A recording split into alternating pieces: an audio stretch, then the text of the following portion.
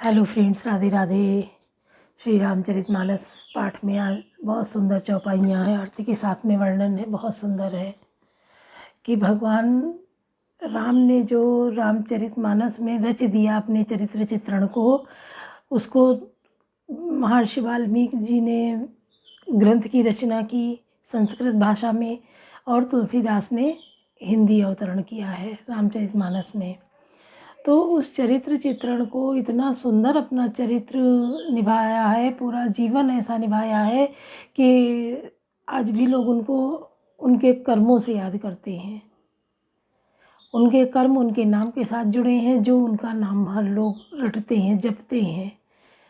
कि सतयुग था, द्वापर था, त्रेता आया और कलयुग आया।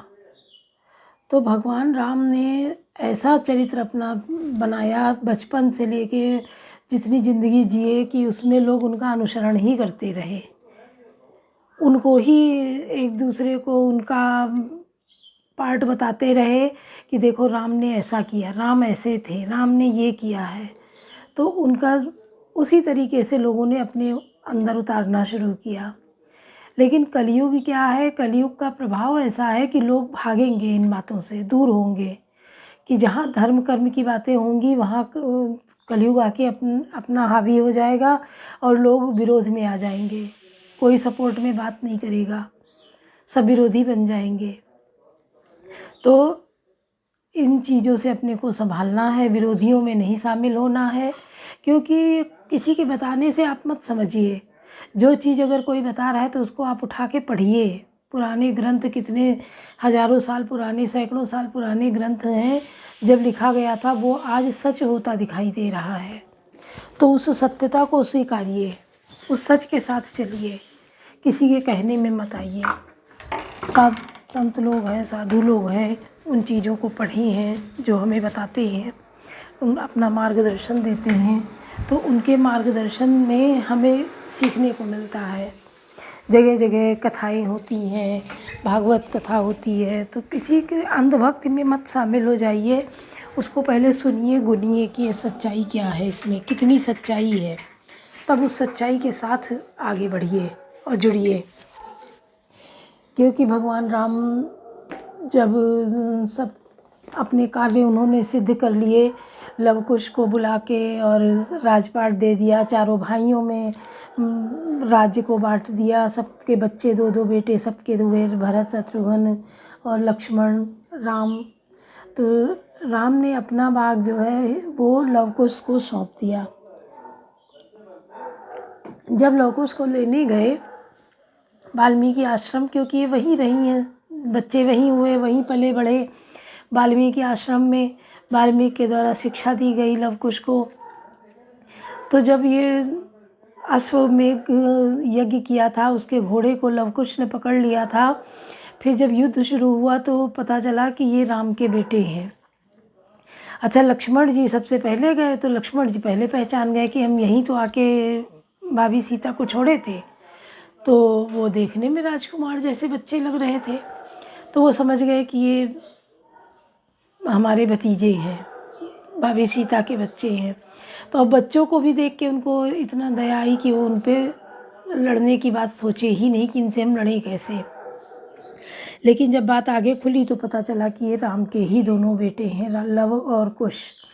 तो जब ये पता चलता है, युद्ध यज्ञ संपन्न हो जाता है, तो सीता जी को बुलाने जाते हैं कि हम सीता जी को बुलाएंगे, लाएंगे और उनका अधिकार उनको वापस देंगे। तो बच्चे बड़े हो गए थे, सीता जी वापस नहीं आती हैं। जब बुलाने गए, नहीं मानने के तैयार हुए, तो सीता माता रो के इतनी वो टूट गई थी कि पहले राम वनगमन हुआ, फिर वहाँ लंका में रहीं, फिर जब लौट के आई अयोध्या, सुख के दिन आए, तो इनको किसी की बात पे आके इतना चोट पहुंची कि इनको वन में भिजवा दिया भगवान राम ने, और वो भी उस अवस्था में कि ये प्रेग्नेंट थी। तो ये इतना टूट गई थी कि ये फिर अयोध्या जाने के लिए तैयार नहीं हुई। इनको राजा जनक भी बुलाने की कोशिश की है कि हम अपने यहाँ ले जाएंगे, पर ये पलट के अपने वहाँ भी नहीं गई, मायके भी नहीं गई। ऋषि राजा जनक थे, ऋषि राजा जनक थे, वो बिल्कुल ऋषियों की तरह रहते थे। और इनको धरती से सीता जी प्राप्त हुई थी। तो जब धरती से प्राप्त हुई थी तो उनकी माँ जो थी वो धरती माँ थी, सीता माता की। तो जब देखा कि ये लोग लेने आए हैं और ले जाएंगे, तो ये रो के बिल्कुल धरती माता से बिल्कुल आत्मा की पुकार इन्होंने धरती माँ को दी कि फाटो रे फाटो धरती माता जामे ठाढ़ी सिया समाए, कि हे माँ धरती माँ, हमें अपनी गोद में ले लो, मैं बहुत थक गई हूँ, अब मैं और नहीं जीना चाहती, मुझे अपनी गोद में ले लो। जैसे इन्होंने कहा धरती फट गई और उसमें से धरती माँ आई पालना लेके, उसमें अपनी पुत्री को बिठा लिया और लेके चली गई। धरती फिर अपनी जैसी की तैसी हो गई और सीता माँ धरती में विलीन हो गई। उसके बाद जब आए राम लौट के, बच्चों को लेके आ गए, इनको राज्य सौंप दिया। तो इनको भी लगा कि अब हमारे जीने का कोई औचित्य नहीं है, और ये सरयू जी में गए स्नान के लिए और उसी सरयू नदी में ये विलीन हो गए। इन्होंने भी अपने प्राण त्याग दिए और विलीन हो गए सरयू नदी में। ये गए तो इनके पीछे जितने देवी देवता अपने रूप बदल बदल के आए थे, जो ये जामवंत थे और जटायु थे, सुग्रीव थे और जितने भी थे, बहुत इनके सहयोगी थे। वन में जिनने इनकी मदद की, सहायता की, वो सब अपने रूप में आके और पीछे से सरयू नदी में वो लोग भी विलीन हो गए और सीधा स्वर्ग को चले गए। कहते हैं आज भी अगर पता करो तो कुश लव और कुश के राज्य आज भी पता चलते हैं कि कहाँ पे लव के वंशज हैं, कहाँ पे कुश के वंशज हैं, और वो सब राम के वंशज हैं। तो हमें यही सीख मिलती है कि कर्म नियम धर्म से चलना चाहिए। कलयुग में भगवान राम का नाम जप करिए, क्योंकि किसी की बातों में ना आइए कि बनुआ भगत बहुत बने बैठे हैं, आप सच्चाई कहाँ तक जानेंगे। तो आप अपने घर में नाम जप कीजिए, सबसे बड़ा नाम जप है। कलयुग केवल नाम आधारा, कलयुग में केवल आप नाम जप कर लेंगे, यही बहुत है। किसी में यज्ञ हवन करो तभी भगवान तृप्त होते हैं, हमारी मनोकामना पूर्ण होती है। इसमें आप एक किसी नाम को ले लीजिए, राधा नाम ले लीजिए, कृष्ण नाम ले लीजिए, राम नाम ले लीजिए, कोई भी नाम ले लीजिए और उसका जप करिए बराबर। जब भी आप खाली हैं, चलते उठते बैठते सोते जगते राम नाम जप करिए, देखिए आपको कितना प्रभाव दिखेगा इसका, और आपकी हर बात पूरी होगी, हर मनोकामना पूरी होगी। क्योंकि इतना मार काट मचा है दुनिया में, इतना लड़ाई झगड़ा टेंशन, कि टेंशन तो कहीं लेने जाना ही नहीं है। बच्चा है छोटा उसको भी टेंशन है, बड़े हैं उसको भी टेंशन है, और टेंशन 20 बीमारियों की जड़ है।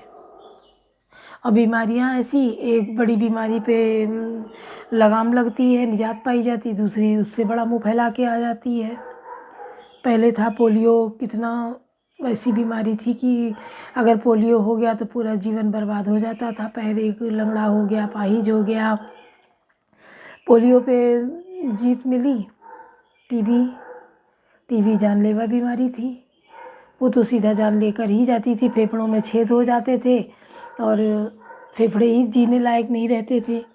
टीबी पे भी निजात आ गई, तो अब ये देखो ये बीमारियां आ गई हैं, बड़े बड़े वायरस और कोरोना और भी बढ़ के आ गए हैं। तो सुनिए, अच्छा लगेगा। कौन तो काज कठिन जग माही, जो नहीं होई तात तुम पाई, कालज्ञ सर्वज्ञ तुम, गति सर्वत्र तुम्हारी, कहूँ तो ताके दोष गुण मुनिवर दे विचारी, कौन तो काज कठिन जग माही, जो नहीं होई तात तुम पाई। और कहा हे मुनिवर, आपसे कालज्ञ और सर्वज्ञ हैं, आपकी सर्वत्र पहुँच है, अतः आप हृदय में विचार कर कन्या के गुण दोष कहिए। कह मुनि बेद गुण मृतवानी, सुता तुम्हारी सकल गुण खानी, सुंदर सहज सुशील सयानी, नाम उमा अंबिका भवानी। नारद मुनि ने हंसकर राशि युक्त कोमल वाणी से कहा, तुम्हारी कन्या सब गुणों की खान है, यह स्वभाव से ही सुंदर सुशील और समझदार है। उमा अंबिका और भवानी इसके नाम है। सब लक्षण संपन्न कुमारी हुई है, संतत प्यारी सदा चल ऐ कर ऐ बाता ऐ तेजसु पई पितु माता। कन्या सब सुलक्षणों से संपन्न है, यह अपने पति को सदा प्यारी होगी, इसका सुहाग सदा चल रहेगा और इससे इसके माता पिता यश पावेंगे। हो ही पूज्य सकल जग माही, ऐसे वध कछ दुर्लभ नाही। ऐ कर नाम सुमेर संसार, रात्रि चढ़ी है प्रतिव्रत सिधारा। यह सारी जगत में पूज्य होगी और इसकी सेवा करने से कुछ भी दुर्लभ न होगा। संसार में स्त्रियां इसका नाम स्मरण करके पतिव्रत रूपी तलवार की धार पर चढ़ जाएंगी। सहल सुलक्षण सुता तुम्हारी, सुनो जे अब गुंद्री का चारी। अगुन अमान मातु पितहीना, उदासीन सब संशय छीना। हे पर्वतराज, तुम्हारी कन्या सुलक्षणी है, अब इसमें 2-4 अवगुण है, उसे भी सुन लीजिए। गुणहीन, मानहीन, माता पिता विहीन, उदासीन, संशयहीन, लापरवाह। कौन सुकाज कठिन जग माही, जो नहीं हो तात तुम पाही। जोगी जटिल अकाम मन, नगन अमंगल वेश। स्वामी यही काम नहीं है, परिहस्त सिरे। कौन सुकाज कठिन जग माही, जो नहीं हो तात तुम पाही। योगी जटाधारी, निष्काम हृदय, नंगा और अमंगल वेश वाला, ऐसा पति इसको मिलेगा। इसके हाथ में ऐसी ही रेखा पड़ी है। सुनि मुनि गिरा सत्य जिय जानी, दुख दंपति उमा हर्षानी। नारद हूँ या भेद न जाना, दशा एक समझब बिलगाना। नारद मुनि की वाणी सुनकर उसको हृदय में सत्य जानकर पति पत्नी हिमवान और मैना को दुख हुआ और पार्वती जी प्रसन्न हुई। नारद जी ने भी इस रहस्य को नहीं जाना, क्योंकि सबकी बाहरी दशा एक सी होने पर भी भीतरी समझ भिन्न भिन्न थी। सकल सखी गिरिजा गिरि मैना, पुलक शरीर भरे जल नैना। हो नमका देवरी भाषा, उमा सुवचन हृदय धरि राखा। सारी सखियाँ पार्वती, पार्वत, राजिमान और मैना सभी के शरीर पुलकित थे और सभी के नेत्रों में जल भरा था। देवर्षि के वचन असत्य नहीं हो सकते, यह विचार कर पार्वती ने उन वचनों को हृदय में धारण कर लिया। उपजे उपद कमल धने हो, मिलन कठिन मन भाषण देहु। जानिको अवसर प्रीति दुराई, सखी उचंग बैठ तन जाई। उन्हें शिव जी के चरण कमलों में स्नेह उत्पन्न हो आया, परंतु मन में यह संदेश हुआ कि उनका मिलना कठिन है। अवसर ठीक न जानकर उमा ने अपने प्रेम को छिपा लिया और फिर वे सखी की गोद में जाकर बैठ गईं। झूठ न होए देवर शिवानी, सोचई दंपत सखी सयानी। उधर धीर कहाँ गिरी राहु, कहाँ नाथ का करियो पाऊ।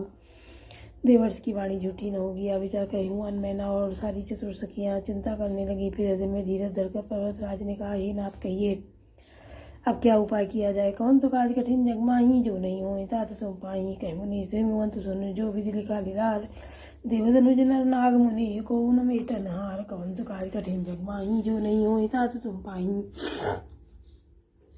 मुनीश्वर ने कहा, हे हिमवान सुनो, विधाता ने ललाट पर जो कुछ लिख दिया है उसको देवता, दानव, मनुष्य, नाग और मुनि कोई भी नहीं मिटा सकते हैं।